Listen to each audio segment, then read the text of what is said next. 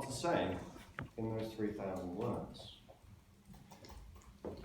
That's why you have to do the drafting by yourself over Christmas as well. Because when you write your first draft, I'm sure that many of you will have 5,000 words, maybe even 6. And it's your task to rewrite it, to get it down to this word limit here. It's a normal process of writing. Is that your first draft is a bit rubbish, it's a bit long. And then by redrafting, by thinking how you express yourself, rewriting things, you get it down to the word limit. So that's also why you need to be doing that over the break. Because if you submit work which is over long, you actually get penalized for it. You'll lose points from your project because it's over long. So when we see your draft in January, it should pretty much be a finalized draft. You've done the redrafting multiple times by yourselves, that it's to the word limit, and it has everything inside that we want. And that's your responsibility to do that over the break. Otherwise, we can't help you so much. The more polished and finished your work is when we see it, the better it's going to be for you. The more useful our feedback will be. Okay, now let's look at our proposal. Our proposal serves a different function to the presentation. There are things that you said in the presentation that you do not need to include in the proposal. Now, when you explained to us your aim, when you explained your objectives, what did you do? You justified its construction through SMART. We don't have to do that now. We don't have to justify each thing by SMART. Because the presentation was to convince us all about your ideas, that your idea is a good idea, that there's some benefits, that you've thought it through, you have a clear idea. And we listened to what you've had to say, and we went, maybe we gave you some feedback, or maybe we asked some irritating questions, who knows. Now we have a different purpose. You've presented your ideas. We quite like your ideas. Some of you have very inventive, interesting projects. The proposal is to convince us that you can do it in the time available to you, that your project is feasible. Now you only have until May. Now May sounds a long way from here. It's not. Because you are not allowed to start collecting primary data until your grade is confirmed. And that will be happening in February. You will not get your final confirmed grades until February, which means until that day, you do not have permission to do the research. You're given permission when you get the grade. Don't shake your head, Philip. It's true. You are not allowed to collect any primary data until that grade is confirmed. Then you can start. If you do start collecting primary data before, you are behaving unethically, and therefore you do not finish the project. It's that simple. But what you can do is collect secondary data. What you can do is start writing the final project, because the structure is similar to everything that we've done before in the HND. And then in February, when you get permission to proceed, then you begin your research immediately. But you have to do it in a short space of time. You have maximum 1 month to collect all of your data, because you need a month to analyze it, and you need time to write the final project. And you'll find time passing very quickly. So what you're suggesting to do has that constraint. So you have to prove to us and make an argument that your project is possible to do in the time available. Which is why certain elements of your proposal have certain weighting, as we'll go through now. So,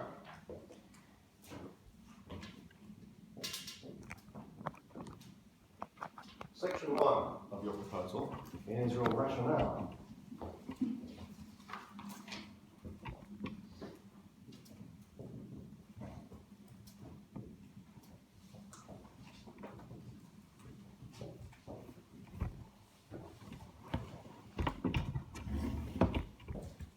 % of your grade. Now, what do we look for? Now remember that your whole argument is convincing the reader, making a strong argument, and it should start from the very first moments. In a rationale, what do we include here when we did our proposal, when we did our presentation? What was the first thing we did? Why it's necessary to do it? Before we did that, before we got there. Why there's an issue? Correct.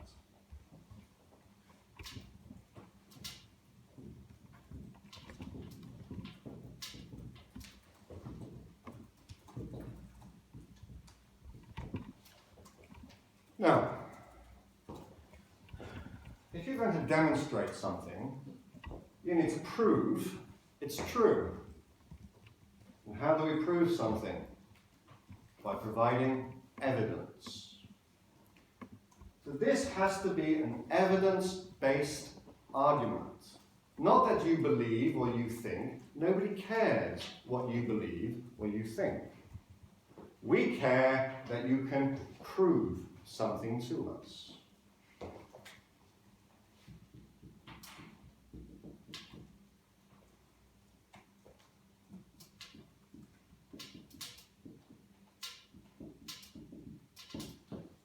Support your claim. No one's going to believe you just because you say it. You have to show them that it's actually demonstrably true.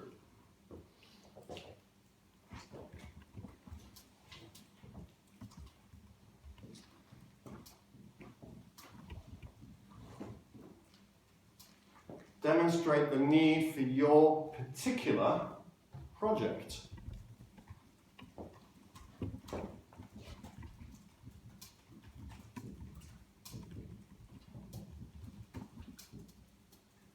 Argue why your project is actually necessary. Because often, with the issue, it's a larger issue that we're trying to address. So how does your project going to go some way in helping us solve that issue, whatever that issue is?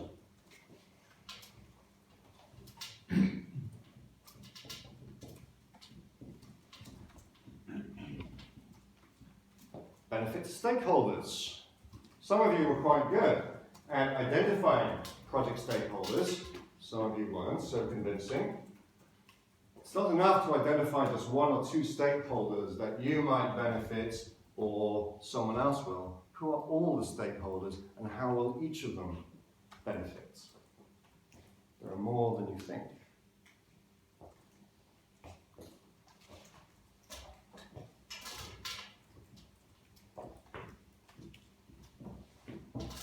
And why you? Now, from the presentations, I heard some people saying it's because they've done classes at HND, and that makes them suitable. Good for you. I did classes at university on health, disease, and medicine in the 19th century. Does that qualify me to be a doctor? To do surgery, to cut your foot off? No, it doesn't. Studying in class does not make you the best person to do it. You need to be more convincing than that. So what skills do you bring? What motivations do you bring? What experience beyond the classes that you've done? Now, many of you are doing things because you're personally interested in them. It might bring you benefit or somebody in your family benefit, right? Pippa's gun range. Training mass murderers for the future. Excellent. Right. Defenders of our Or the other way around. He just wants to drive around a truck, a Confederate flag, and shotguns, whatever. Now, Pepper's interest and motivation cause a potential problem. What is that potential problem? Bias. Correct.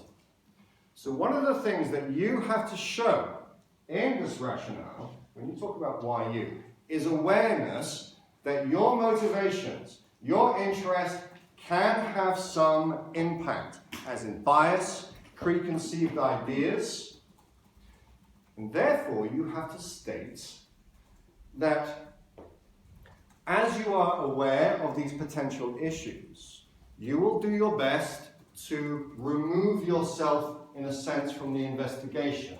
That it will be based on only the data that you gather. You are not going to pick and choose. You have to show awareness that you yourself as a researcher can influence the research, that you're too close to it, that your own motivations can prove a negative. Demonstrate that awareness and say what you're going to do about it. Yes, Philip? What if I already have experience with my topic is regarding the student loan and so on. What if I have already experience with the student loan and I know how to behave? Yes, you have that experience which makes you appropriate, but due to your experience, you view the subject in a certain way because of the experience that you have. But you are aware that may not be a representative experience. And therefore, you will not allow your experience to influence the way you go about the investigation. And that's enough to say that. Okay?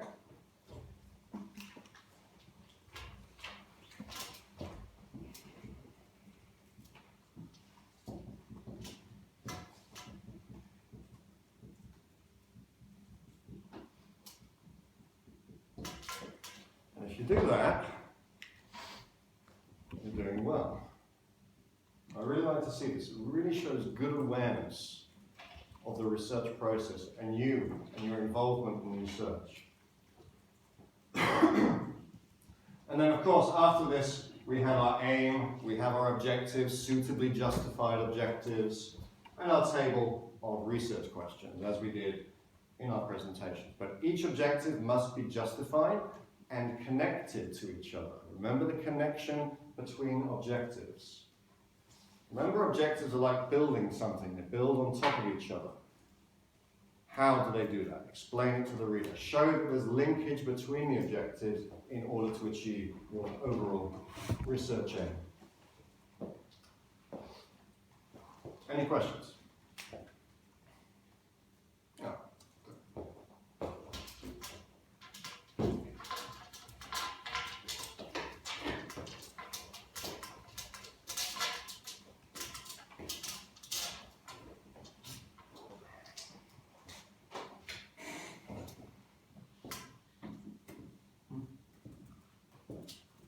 Okay, pass. Next one.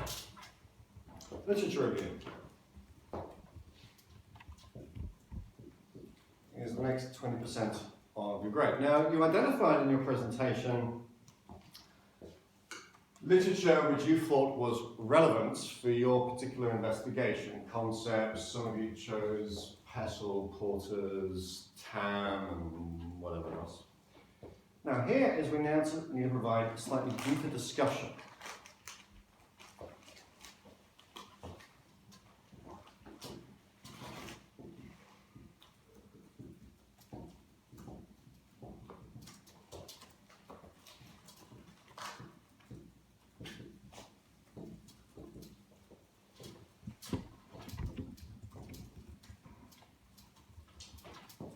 Now, it's not a description, being very clear on it. Don't describe the concepts. We're not interested in what P stands for. But what does it actually do for us? Or what should it do for us? What does PESTLE as a tool in general help us achieve? Or help us understand? All tools, models, have an intended contribution. If we conduct a PESTLE analysis, why? What should it help us understand? So that's the first thing you demonstrate. What the concept is intended to do in general. Why is it made? Then, how is it connected to your project? What is it doing in your project? What is its function there? Connect it to what you're doing, your aim objectives, which you set previously. But also,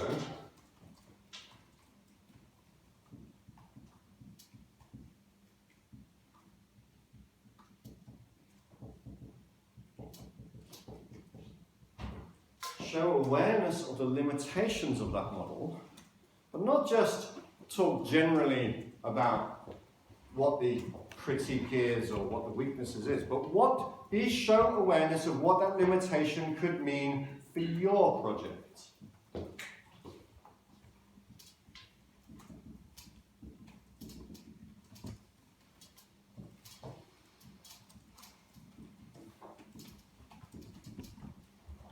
Because everything is connected. It's there for a reason. That's why you're including it, but show a deeper awareness that yes, there are some drawbacks, but it still has a contribution to make. So for whatever concepts you identified in your literature review, that's what you're talking about.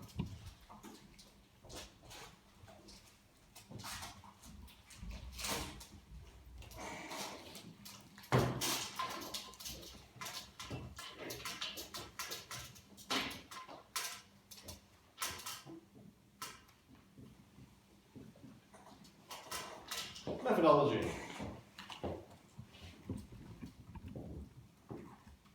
20%. Now, this should be quite straightforward to structure anyway, because you have this. Because you presented it to us. So all the things that you presented in your presentation need to be here, those details. Research philosophy, research approach, research strategy, secondary data needs, primary methods, contingency. So 6 things that should be covered, just like you covered them in the presentation.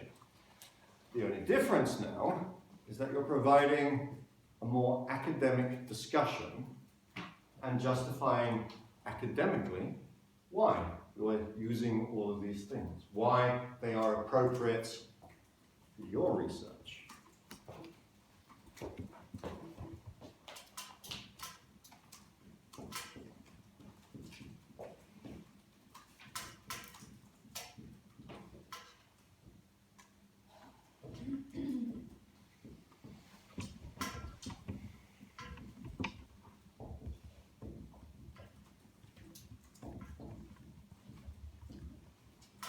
Now, remember, this is your plan.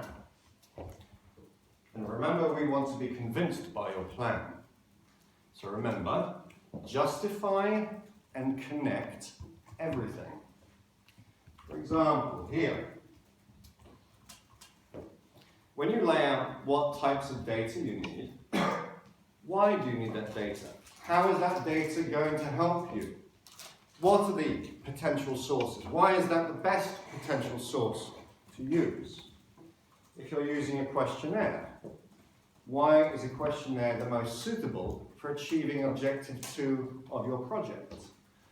Why is a semi-structured interview or an unstructured interview the most suitable method for achieving objective 3 or whatever it is in your project? Academically supported and linked arguments.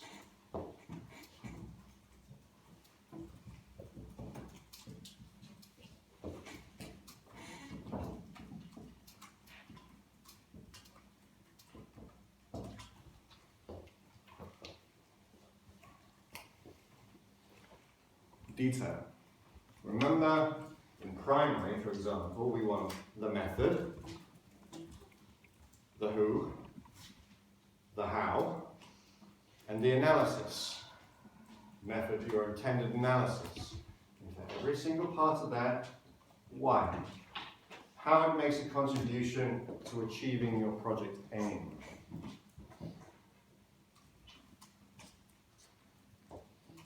And your contingency, just as in the presentation, is as equally detailed as the primary.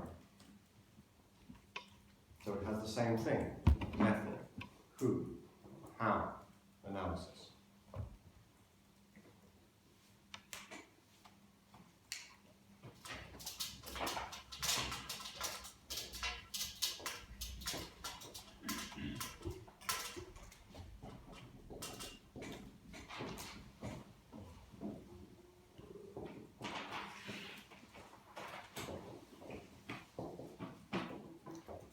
Then we have the next chapter, the ethical considerations. This is 10% of the bread.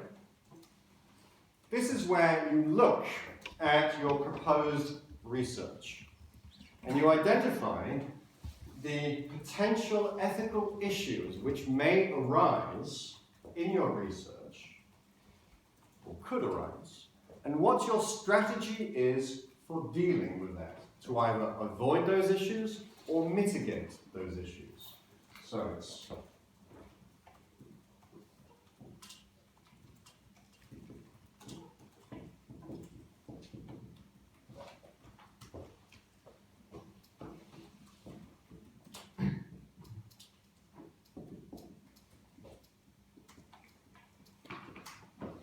so you have to identify, well, I'm doing a questionnaire and I'm doing it with these people. What could be the ethical issue here? Or I'm doing an interview and I want to do it with these types of people. What could be the issues here by doing that interview? So what are the issues? But most importantly,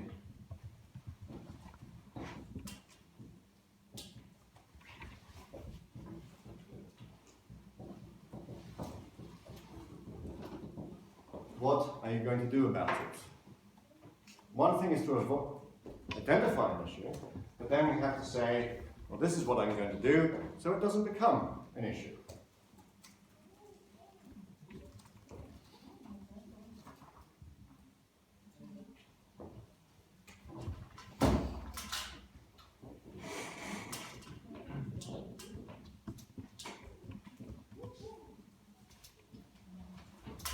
Now, I said earlier that the reader wants to see or be convinced that your project is feasible, which is why your project plan is worth 20% of your grade for the proposal.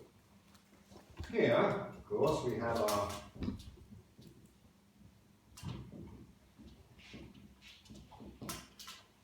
proposed budget, naturally, with all the costs associated with our project. And we have our lovely timeline. And it's the timeline that needs to be given very careful consideration. And this is where people fall down. Because what is the temptation? The temptation is to do exactly what you did in the HND.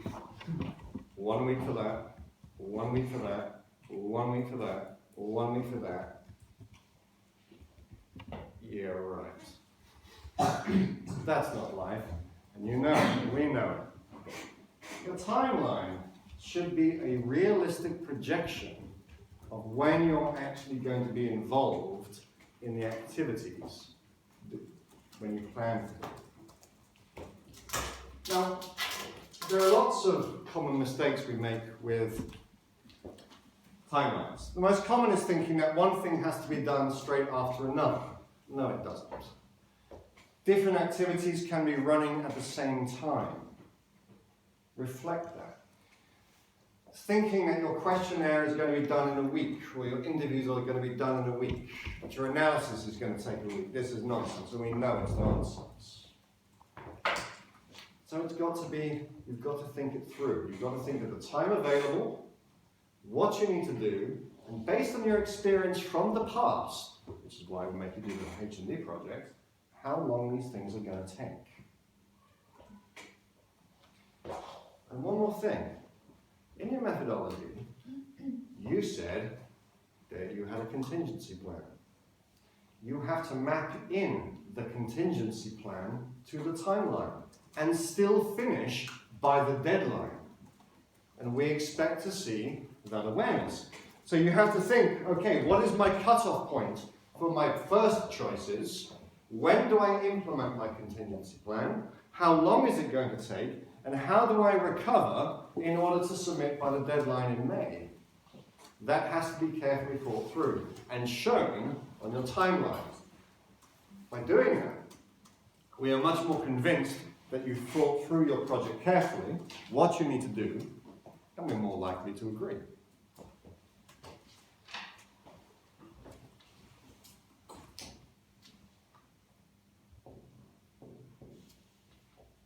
So it should be detailed. Now another common issue is being quite general. Collect primary data. Oh, great, that's informative. What type of data? From whom?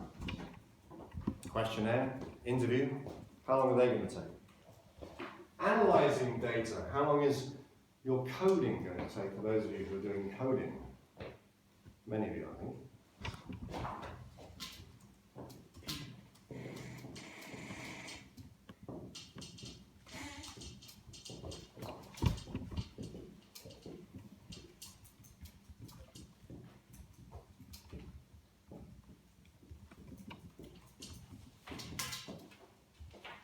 So you thought it through. It's 20%. It's an easy 20%, but it's an easy one to lose lots of points by not thinking it through, by not putting in things like this.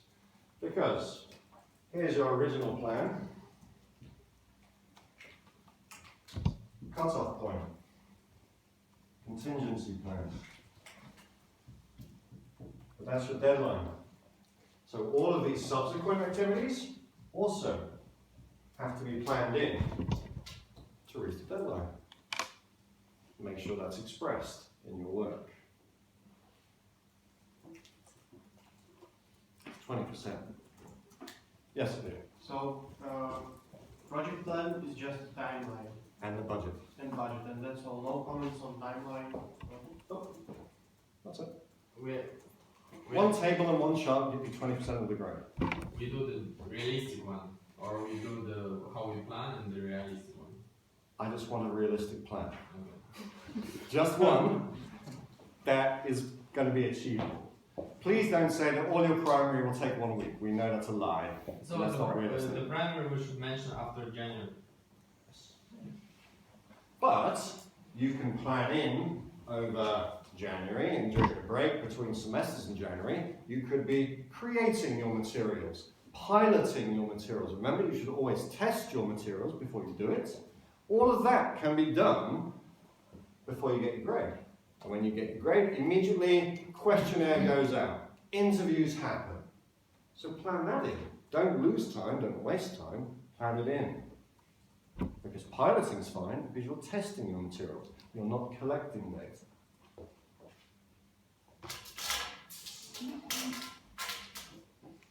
And there's 10% more. Should we also include the proposal into the timeline? So at the beginning of the Yeah, September. all the activities. Here's a hint with this. Take one page, turn it landscape, one chart, one page, landscape. Nice presentation. Because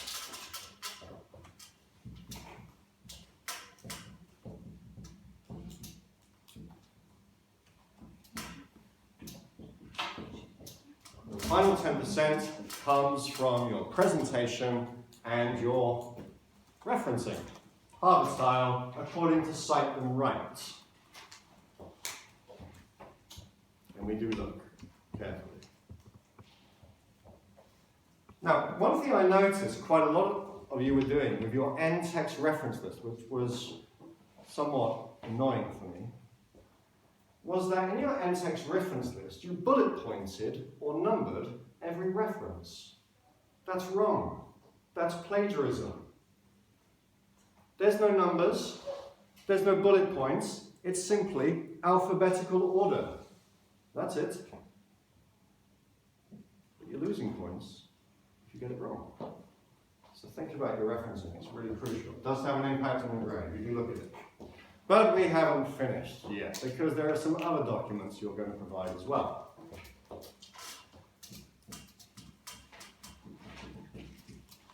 You're going to have an appendix with your proposal. And in your appendix are going to be 2 documents. Now these documents are on Moodle. You need to take them from Moodle and complete them. We'll talk more about it next week. The first one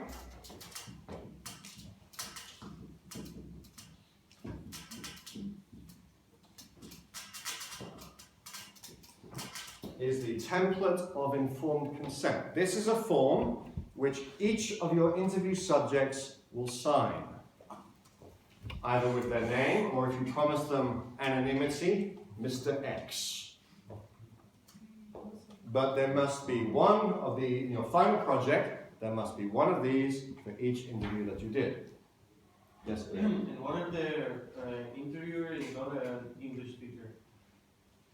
So then you can translate it for them, and then they can write the signature in Russian. And use this Russian language template in the appendix? Yeah, you can translate it to Russian for them, Okay. or any language, it doesn't matter. But they have to sign it. Okay? But this is just a template for now. This is what example of what you're going to use when you do the research. So just one template with your details on it. The second one